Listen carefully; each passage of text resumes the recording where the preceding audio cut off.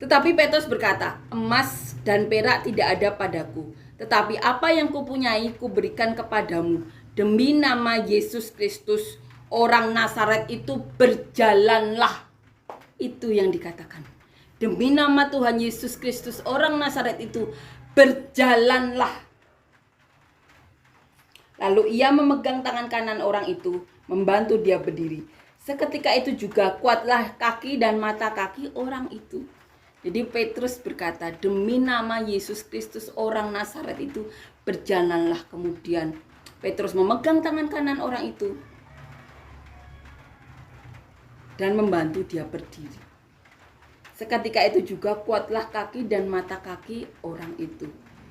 Orang itu melonjak, puji Tuhan, lalu berjalan kian kemari mengikuti mereka ke dalam bait Allah. Bayangkan, orang yang sejak lahir lumpuh, saat meminta sedekah, Petrus berkata, lihatlah kepada kami. Kemudian Petrus berkata, emas dan perak aku tidak punya, tapi demi nama Yesus Kristus orang Nazaret itu berjalanlah. Itu yang dikatakan Petrus.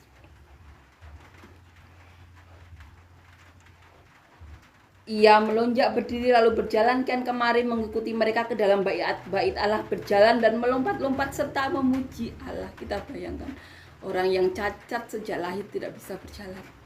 Seketika juga saat Petrus berkata, emas dan perak kami tidak punya, tapi demi nama Yesus Kristus orang Nazaret itu berjalanlah. Orang itu berjalan, kemudian dia melompat ke sana kemari memuji Allah. Kita bayangkan sukacita orang tersebut ya. Seluruh rakyat itu melihat dia berjalan sambil memuji Allah. Lalu mereka mengenal dia sebagai orang yang biasanya duduk meminta sedekah di gerbang bait Allah. Sehingga mereka takjub dan tercengang tentang apa yang telah terjadi padanya. Orang-orang tahu, orang itu adalah orang yang sering duduk di gerbang indah, gerbang bait Allah. Sekarang dia itu melompat-lompat, berjalan kian kemari dan memuji Tuhan. Orang-orang yang tahu, orang tersebut takjub dan tercengang. Karena mereka tahu orang itu cacat sejak lahir. Terpujilah nama Tuhan Yesus. Ini doa Petrus. Demi nama Yesus Kristus orang Nazaret itu berjalanlah. Amin ya.